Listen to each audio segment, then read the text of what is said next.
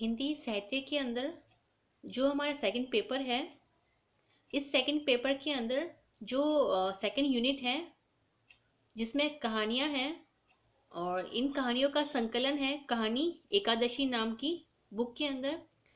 तो सबसे पहले हम लेते हैं कहानी।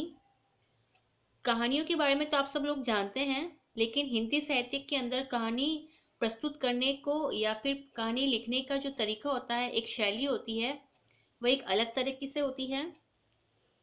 कहानी जो है सबसे पहले गुंडा जयशंकर प्रसाद की। इसको शुरू करने से पहले हम ये जानेंगे कि कहानी क्या होती है, इसके लिखने का तरीका क्या होता है, और किस प्रकार ये जो गद्य साहित्य की अलग अलग विधाएं होती है, जैसे उपन्यास हुआ, एकांकी हुआ, उससे किस प्रकार ये अपने आप को अलग करती है। तो कहानी का जो ये स्वरूप है, इसको समझने के लिए यह आवश्यक है कि काव्य के अन्य अंगों से इसकी विषमता अलग किस प्रकार प्रकट की जाए। अतः कहानी और कविता या फिर कहानी और उपन्यास के पारस्परिक साम्य और वैषम्य पर विचार करना आवश्यक होगा। सबसे प्रथम हम कहानी और कविता को लेते हैं। कहानी और कविता में स्थूल भेद तो यह है कि कहानी की भाषा गद्य होती है और कविता की भाषा पद्य रूप में होती है।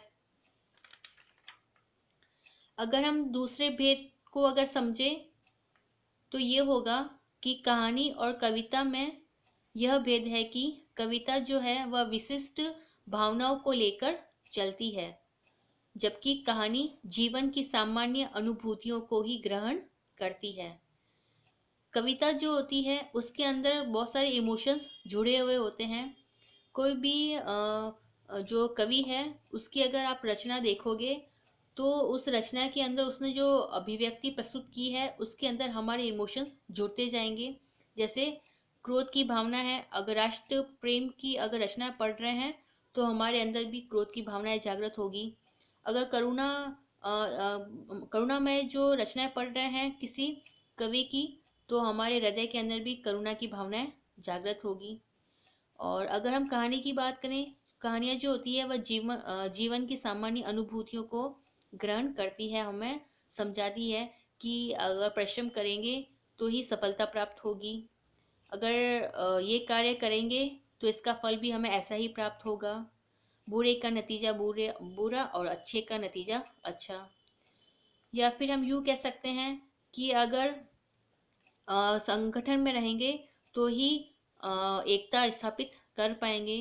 तो ये कुछ अनुभूतियाँ होती हैं, ये हमें कहानी के माध्यम से ही मिलती है। कवि वस्तुओं और अनुभूतियों के कल्पनागत रूपों का चित्रण करता है। जब हम कोई कविता पढ़ते हैं ध्यान से, अगर हम उसका मनन करते हैं, तो कवि वह वस्तुओं और अनुभूतियों के कल्पनात्मक जो रूप हैं उस रूप में हम भी चले जाएंगे। हमारे सामने वो जो स्पष्ट करना चाहता है कि अगर देश प्रेम की जो कविताएं हुई है या स्वतंत्रता संग्राम के समय जो कविताएं चली थी, तो हमारे सामने भी उस वक्त की घटनाएं प्रस्तुत होगी और हम भी उस कल्पनाओं में खो जाएंगे। कहानीकार जो होता है वह अनुभूत जीवन की यथार्थता को दर्शाता है। जैसे कि आपने कोई भी कहानी सुनी होगी, तो जीवन का जो यथार्थ है, जो सत्य है, उसको उजागर करता है, कल्पनाओं में नहीं जाता।